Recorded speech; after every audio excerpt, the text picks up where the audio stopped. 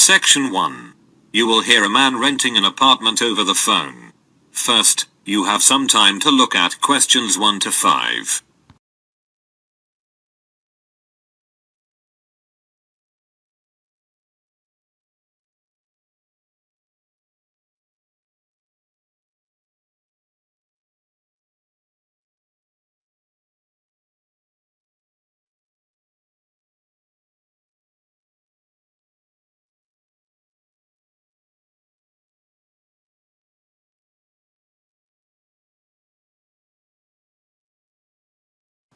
You can see that there is an example that has been done for you. On this occasion only, the conversation relating to this will be played first. Hello, how can I help you? Hello, I want to rent an apartment. I saw your advertisement about 2-bedroom apartment on Bridge Street. The woman answers the phone. Bridge Street, so the word bridge has been written on the top of the form. Now we shall begin. You should answer the questions as you listen, because you will not hear the recording a second time.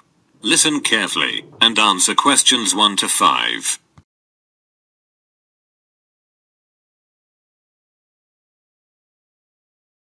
Hello, how can I help you?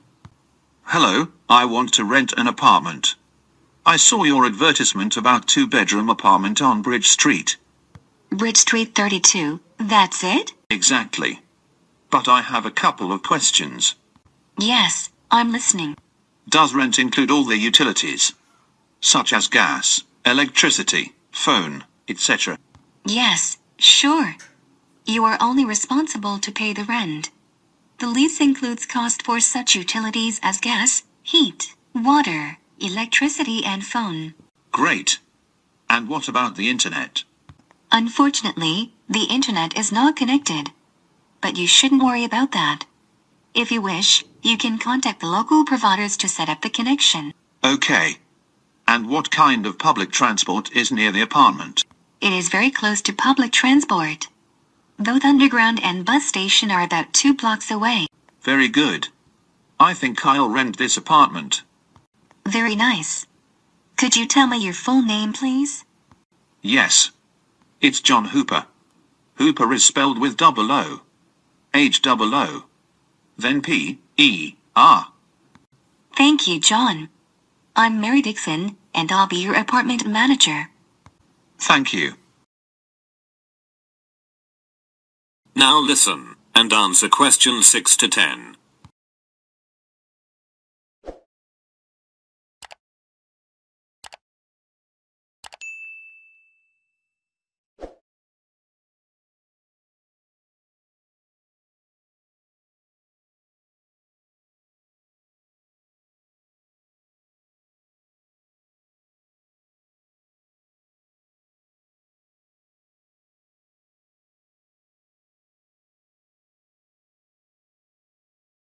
Now, we need to meet to sign a lease agreement.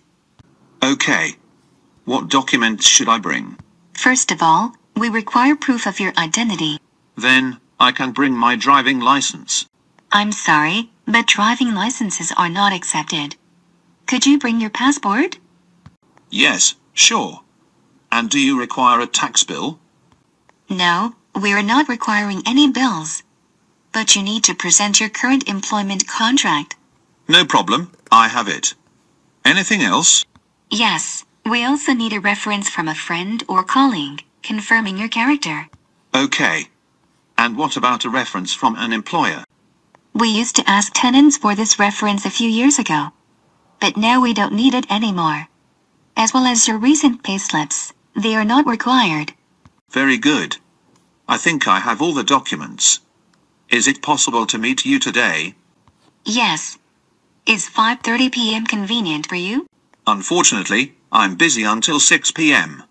Then we can meet at 6:30 p.m. Yes, 6:30 is very good for me. I'll be at your office by that time. I think it's better to meet directly at your future apartment, because we'll anyway make a visit. Oh, you're right. See you soon. Thank you. See you soon. That is the end of section 1. You now have half a minute to check your answers.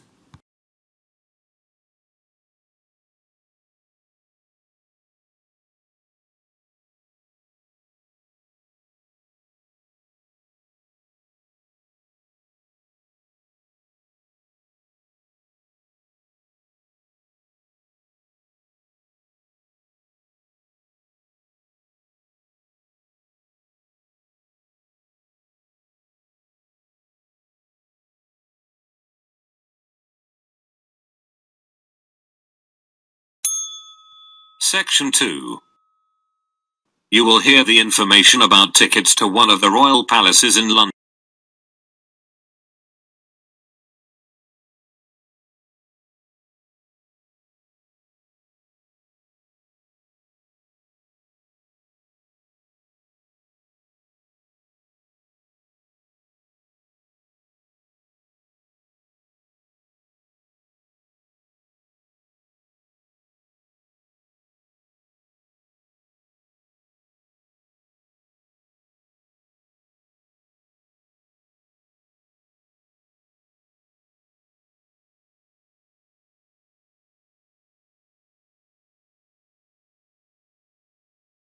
Thank you for deciding to visit historic royal palaces of the United Kingdom. Every year dozens of tourists choose to visit the Tower of London, and we have a variety of tickets to suit your own interests. If you wish to make a single visit, you can buy a single-day ticket. This ticket enables you to visit only the Tower of London. The adult ticket's cost is £24. Children between the ages of 5 and 15 pay £18, and children under 5 can visit the tower for free. For full-time students, 16 years and over, and disabled visitors we offer a reduced tariff. If you have a reduced tariff, you pay only £19. And if you're going to make a visit with your family, it's a good idea to get a family ticket. The family ticket enables you to visit the tower and one other royal palace during one day. It costs £55, and can be used by up to 2 adults and 3 children. For permanent visitors we offer an annual membership. The annual membership provides you unlimited entry to any 5 royal palaces, and costs £107 for both adults and children over 5 years. Now listen, and answer questions 17 to 20.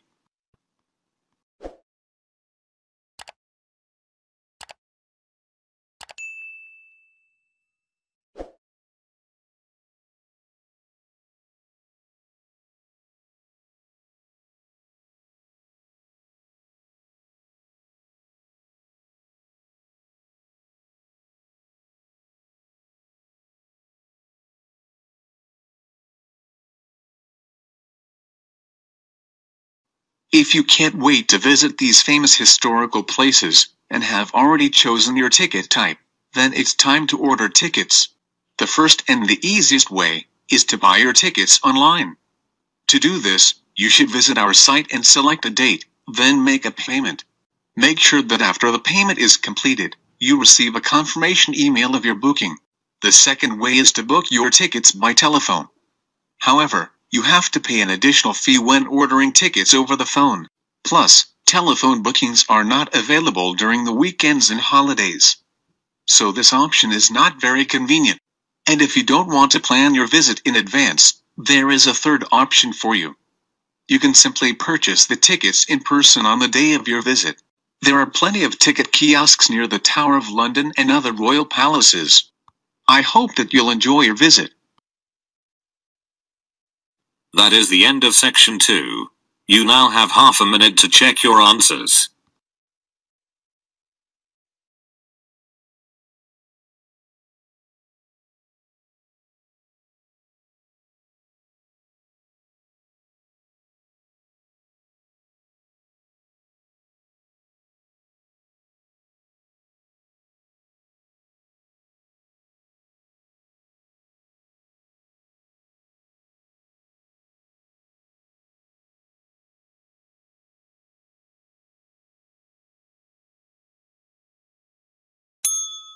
Section 3. You will hear 2 students discussing their new course. First, you have some time to look at questions 21 to 23.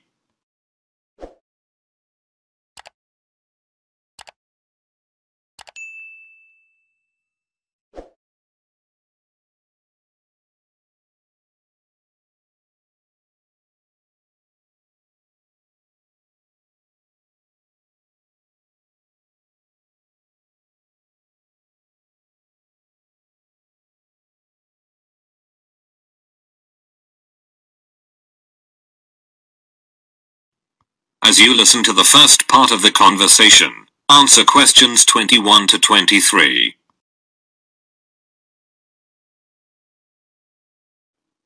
Hi, Kate. How did you like the first lecture?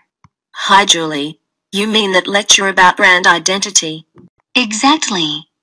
When our professor described how brand names are created.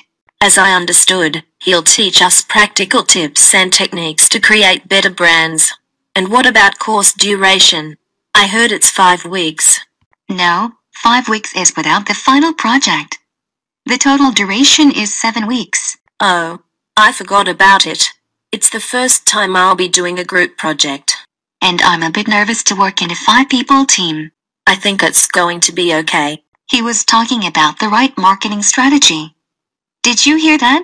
Yes, that was the most exciting part of the presentation. The key thing is to grab people's attention. That's true. Now listen, and answer questions 24 to 30.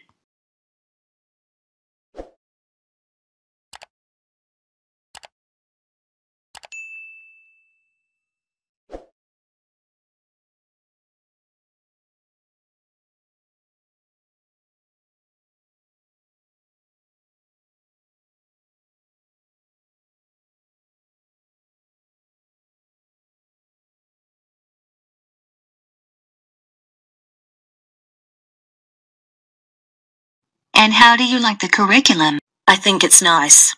It's great that we'll be learning marketing in detail, as I've always been interested in this subject. Me too.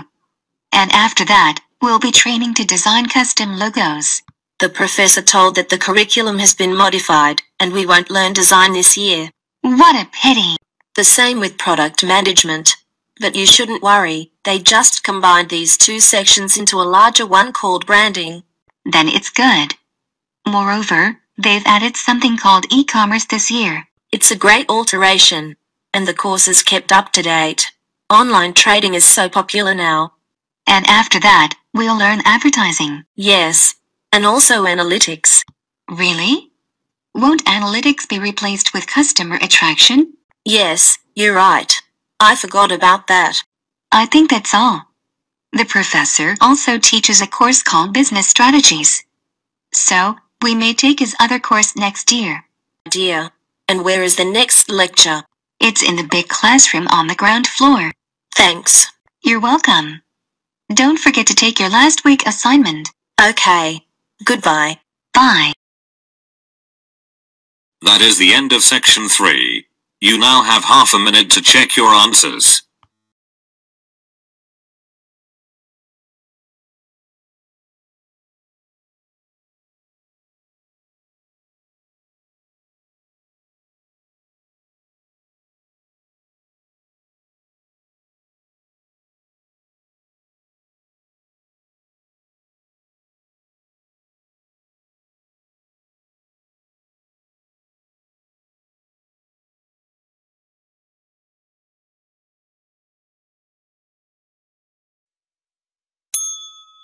Section 4. You will hear a lecture about the Great Wall of China. First, you have some time to look at questions 31 to 35.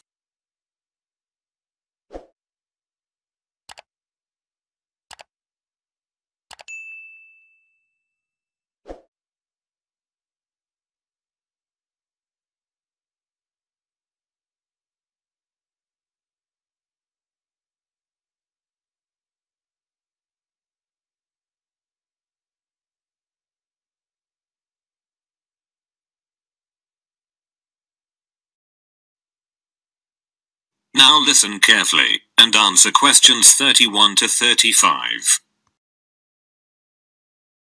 Perhaps the most recognizable symbol of China and its long and vivid history, the Great Wall of China is one of the most extensive construction projects ever completed. Somewhat ironically though, the one monument that China built to keep foreigners out is actually now the biggest tourist attraction in the country. Despite the initial purpose, the Great Wall never effectively prevented invaders from entering China. It came to function more as a psychological barrier between Chinese civilization and the world, and remains a powerful symbol of the country's enduring strength. Though the beginning of the Great Wall of China can be traced to the 3rd century BC, Many of the fortifications included in the wall date from hundreds of years earlier, when China was divided into a number of individual kingdoms during the so-called Warring States period. Around 220 BC, Qin, the first emperor of a unified China, ordered that earlier fortifications between states be removed, and a number of existing walls along the northern border be joined into a single system that would extend for more than 10,000 li and protect China against attacks from the north. A li is about 1/3 of a mile, and that's where the monument's name came from. The original name for the Great Wall is Long Wall of 10,000 li, or simply the Long Wall. Though the wall is quite inspiring, it was never called the Great Wall in Chinese, and only foreign mistranslation with romantic overtones referred to it as Great or Big Wall. With the death of Qin and the fall of his dynasty, much of the Great Wall fell into disrepair. Much later, a series of frontier tribes seized control in northern China. The most powerful of these was the Northern Wei dynasty, which repaired and extended the existing wall in 390 AD to defend against attacks from other tribes. Despite its long history, the Great Wall of China as it exists today was constructed mainly during the mighty Ming Dynasty, from 1368 to 1644. Under the strong hand of the Ming rulers, Chinese culture flourished, and the period saw an immense amount of construction in addition to the Great Wall, including bridges, temples and pagodas. In earlier centuries, the wall held little importance for the Mongols as a military fortification, and mostly served to protect caravans traveling along the profitable trade routes. But during the Ming Dynasty, the Great Wall was considered vital to the defense of the country. Now listen carefully, and answer questions 36 to 40.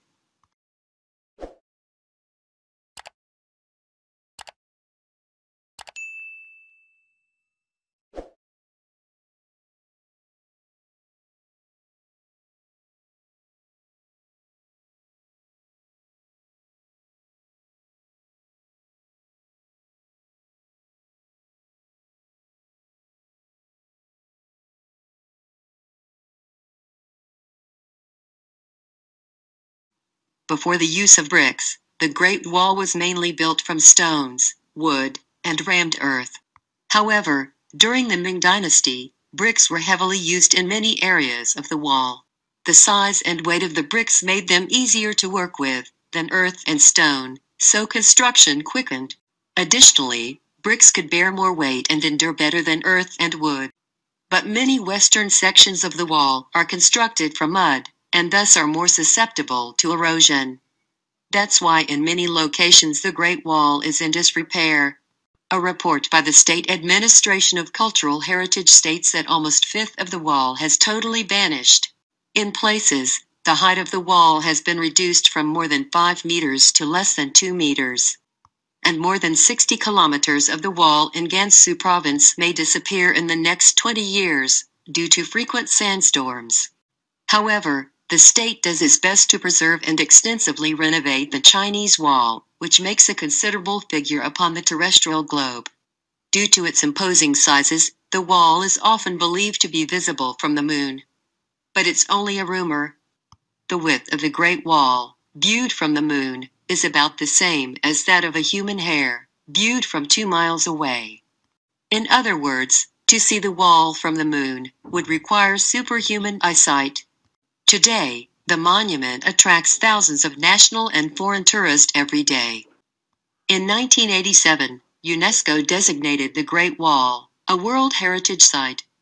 And now the Great Wall is generally recognized as one of the most impressive architectural feats in history. That is the end of section 4. You now have half a minute to check your answers.